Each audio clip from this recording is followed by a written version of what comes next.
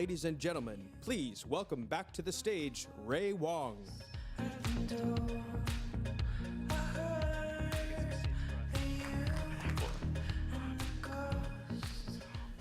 Wow. I think that was worth the wait of 7 years to have Marco here.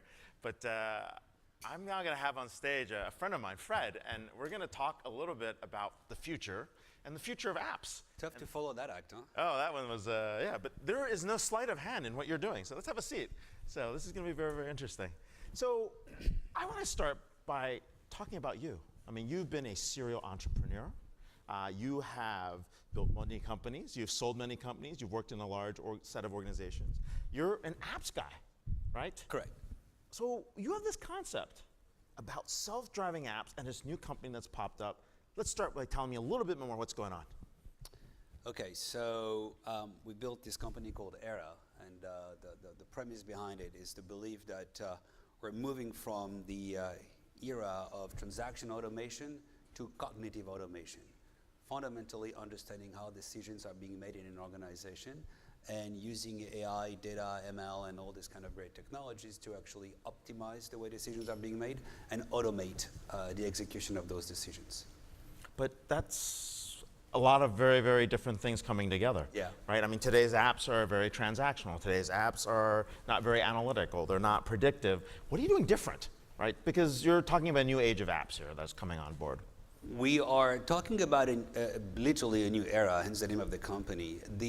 What we're doing different is we're applying internet scale technology that's coming from the world of the internet to the enterprise problem. And if you think about the issue of traditional enterprise transaction and application, it's always been trying to get data volume, business complexity, and real-time collaboration together.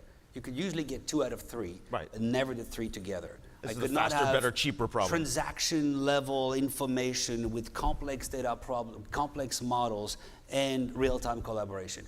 It's now becoming available, coming with the technologies that fueled the growth of the Yahoos and the LinkedIns and all this kind of great technology. So we took that technology, applied it to the enterprise problems and a deep knowledge that we have of them. As you said, we've been working on this topic for a long time, and we can now break through, transaction level data with real business complexity and real-time collaboration. Now you call these self-driving applications. How does this tie back to self-driving? Is it like autonomous vehicles? Is it different levels? What do you mean by self-driving apps? So the premise of Aera was not necessarily self-driving, was really to work on this technology for cognitive automation. That was the driving. One day I was in the office in Mountain View and I saw one of those Waymo cars drive by, and I said, well, this is really very similar to what we do. If you think about a self-driving car, it's equipped with this operating system that is connected outside and in, yes, right? It gets information from inside the car, but also lidars, lasers, GPS information. It's real time and always on. It's computing that information constantly, 360 degree. It's thinking, it's been programmed to actually know what to do in a given situation, and it's autonomous in its ability either to engage with the driver. Hey, 280 is busy, do you want to go 101? Right. Always say no to that one. No, never take 101. It's a local joke. Yeah, never take 101. Always 280. Always 280. And then the last point is it's also able to take action autonomously in terms of like pressing the brakes of switching lane. And remove the car from that equation. You think about an operating system for the enterprise that's connected outside and in. Mm-hmm. So understand what's happening inside the organization in real time by pulling all the transactions from your different systems, enriching that data with external data and coming from multiple sources, constantly monitoring and massaging the information, thinking, understanding how a given supply chain process actually works, and being able to take action autonomously. So that gives you a self-driving enterprise or self-driving supply chain. So I'm going to take this analogy a little bit further. In the world of AV, there's AV1 till AV5, like fully autonomous, that thinks on itself, knows where to go. Where are you in this? There's similar kind of like stages of self-driving and cognitive automation here. It's very interesting. A few days ago, we were taking one of our customers to, they came to see us to build the first level 4, and I'll talk about it in a second. And we took them to chat with one of the gentlemen that's former NASA scientist who runs the self-driving car for a leading car manufacturer. And we talked exactly about that, right? So level 0 is you have no automation. Nothing. And for me, it's pretty much where most enterprises are today. They try to figure out where they are. They try to still to understand what happened. They have a big black box. And this morning, interestingly, I heard supply chain coming back so very often. We talked about blockchain trust. So lack of trust in your data, that's level 0. To me, level 1 is I have a cognitive data layer where all my data is harmonized and real time. I have real-time visibility into my business operation. Level 2 is I start using agents for real-time recommendation. Hey, Ray, identify open orders without matching inventory in Brazil. I find excess inventory in Mexico. Do you want to ship that inventory? Right. So that's a recommendation. It's not AI. It's really model-based. Right. But that's level 2. Level 3 is applying statistical modeling and AI to actually predict business outcome. And you do that because your cognitive data layer has time series. So you have sorted, clean data that pulls from all your transactional system with time series. You can apply engines to actually make predictions. And stage 4 is when you start having the machine take action. Stage 5. On its own.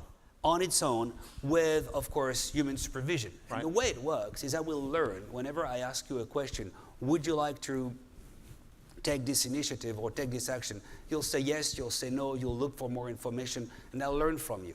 And after a while, I can start replicating the way you're actually making decisions. So like today, the way LinkedIn Messenger says, you ever reply to LinkedIn Messenger, it suggests comments for you to choose. Yeah. The little buttons say no, no thanks, maybe suddenly kind of cool. Yeah. So something like that. Yeah, so in our software, if you look at the main screen, you come up, there's a series of recommendations, a series of alerts, say, hey, Ray has shared that information with you. We recommend that you look into this, or this customer, number 1, 2, 3, 4, has generated an OTIF exception. Okay, great, let me check into this. If I do a search on that customer 1, 2, 3, 4, I will find on the right side of my screen similar customers. Well, what does it mean, similar? How did you identify similar? So all that intelligence is coming to you.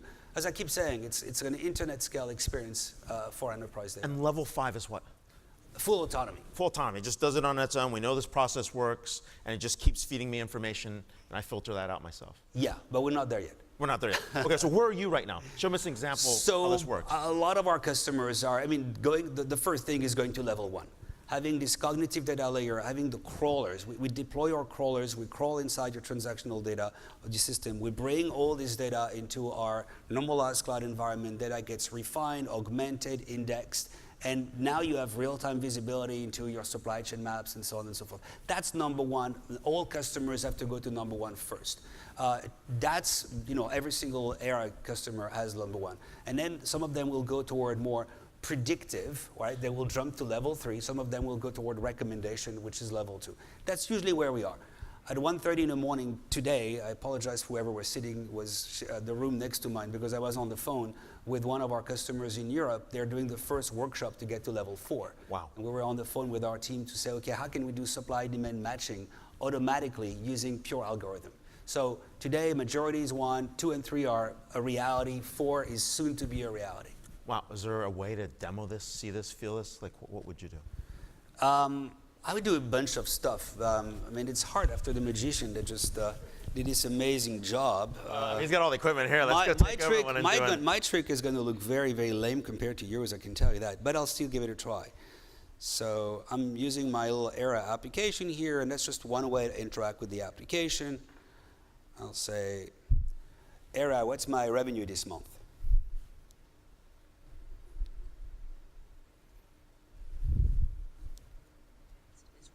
$1.25 billion against a $1.2 billion target.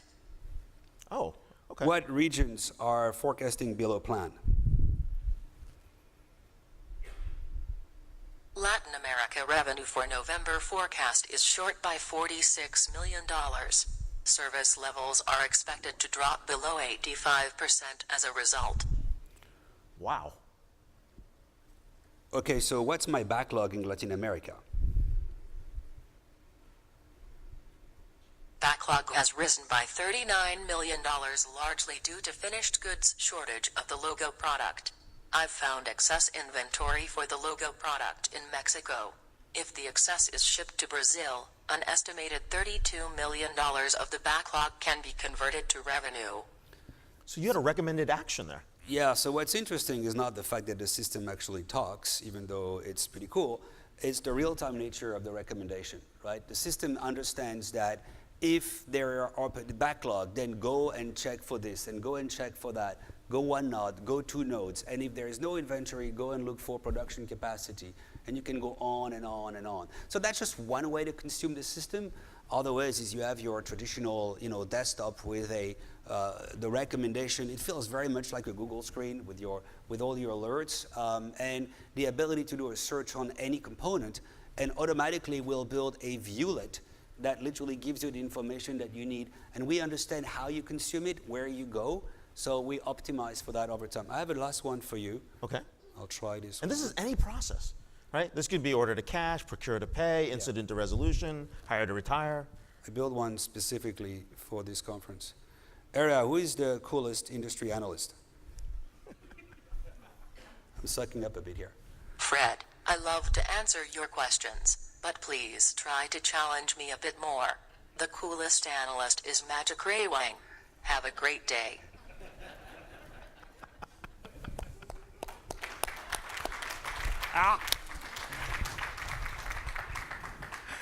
So this happens in That any was process. fake, by the way. That was fake. The That rest was fake. real. So this is any process. You can do it any process. Yeah, pop it's it a in. it's a platform. It's a platform, but is it expensive? Do I have to rip out a system? Where do I go? What do I do with this thing? Do I say, okay, no more ERP, forget this, forget my analytics? Like, what do I have to do to make this work? So this is the expensive question. So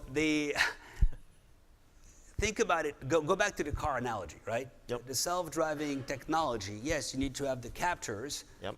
That is something you need to implement, and you need to have the brain, the operating system. Right. But the car is still the car. So the same thing applies with our technology. Your transactional systems remain. You can have your SAP, Oracle, your Salesforce, or your transactional system. You can, if you want, push it into a data lake, and all of that doesn't change. What we'll do is we'll replicate that data into our normalized cloud environment, and as I said, index it, harmonize it, do all this kind of treatment, and the entire logical modeling and AI and ML is happening in our environment. So the deployment, usually we start with our customers where we'll say you've got your siloed data, internal and external. Right. First step is to harmonizing it. The second step is cognitive, and the third step is developing the ability to run autonomously. Wow. So it's really transformative in nature and fairly disruptive. So we're talking about a next-gen app is a concept that we haven't brought out to market yet, but we're internally debating. Is what we call infinite ambient orchestration. Infinite in the sense that multiple journeys, right? There's no beginning or end. They're all very relevant. Ambient in the fact that it's happening in the background with the data, the context, the personalization that's driving it, and the orchestration is the piece that's sitting on top. I think this is very, very close to some of those concepts we're talking about here. This is why you're better at this than me, but yeah, that's pretty well summarized. Okay, so no. So I'm just trying to understand how it works. Okay, so tell me about the company. Where are you guys at? Where the funding is at? What you guys raised? What's going on? What's next for you guys? Well, we've got an amazing partner with NEA that's backing us up from the get-go. You raised what, 50 million. So we used the technology that was built by a company called FusionOps. We got all this great technology. We've mapped, and Sharik, the founder of that company, had mapped 18,000 fields of ERP. We're able to crawl into all those systems. So all the crawling technology that gets us to the golden data layer, right, the cognitive data layer, this is inherited from what Sharik and the team have built, amazing technology. And then we brought in $50 million of capital through NEA and a few other investors, and we're just building a great team right now and scaling. So for us right now, it's all about scale. We launched the concept, June 19th this year. The demand is incredible. There is an incredible level of pain, both at the organizational level, but also at the individual level. Every time we engage with a company, they're telling us the same thing, right? We need to reduce our working capital, locked in inventory by $2 billion. I need to delayer my organization. I need to bring flow and understanding in my supply chain. How can you help us do this? Because we're stuck. So we're making very good progress there. And at the individual level, I think we all feel the pain when we're trying to use a traditional, transactional systems with a bunch of business applications on top. It doesn't cut it anymore. I need something that's real time. I need something that works for me, right? I don't become the slave of this application, but this application is really helping me. And I think we are able to deliver that value, so it's pretty exciting. Okay. Last question here. Serial entrepreneur. You've done a lot of things, a lot of different things that you've learned from different organizations. What makes a team work? How do you build that team? How do you inspire folks? And how do you take an organization and transform it? Because that's what you're doing right here. How much time do we have? About 4 minutes. And, not kidding. No, so I think you have to believe in what you do. I think the first thing is if you're intimately believing in your vision and you're all in, I think people tend to follow you and work with you. I've had the fortune of working with some of the most amazing enterprise folks, and some of them have been working with me for like 20 years. So I'm very fortunate there. And you build a great team by pushing your vision, being quite uncompromising. Every time you launch a new company, you launch a new concept, you believe in it, you're going to have people looking at it going like, oh, it's never going to work, it's too advanced, the market will not follow. And you look back 3 or 4 years later and off you go. So I think the job as a CEO and the vision of the company is to really stay the course. I would say that you have to also listen to your guts. I think one thing I've learned over the years is that every time I did not listen to my guts, I made a mistake. Yeah. Every single time. It doesn't mean that every time I listened to my guts, I was right? I wasn't always right. But every time I did not listen, I knew I was wrong. So, it's better to live with the idea that you made a mistake, but you really believed in it, than trying to not listen to your instinct. And that really applies to building great teams. Anil talked this morning about his culture. At the end of the day will this person be a great fit for me? And when the company starts growing and you move really, really fast, you sometimes end up listening to other people against your own instinct. Yeah. So don't do that. And I think if you can stay that course better than average, you'll be in great shape to build a great team. This is wonderful. Some great insight and advice. Next-gen apps, as Holger Mueller was talking about, where we're going with the self-driving applications, cognitive apps, and a wonderful serial entrepreneur. Thank you for being here, Fred. We'll do some Q&A afterwards. Cool. Thank you. Thank you, Fred. Want to play a little video? Yeah, let's play your video. So. Imagine if your business was self-driving, connected outside and in, real-time and always on, thinking and autonomous. With Aera, it is.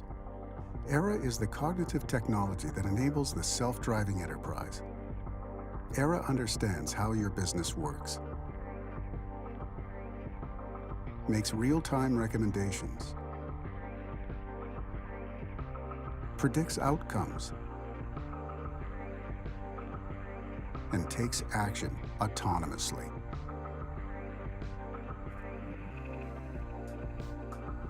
Aera crawls data across your enterprise and the outside world, refines and harmonizes it into a cognitive layer, then uses industry models and artificial intelligence at internet scale to make real-time decisions with you and take action for you.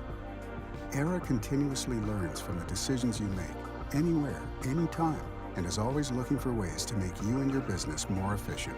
With Aera, the future of work is now. Welcome to the self-driving enterprise.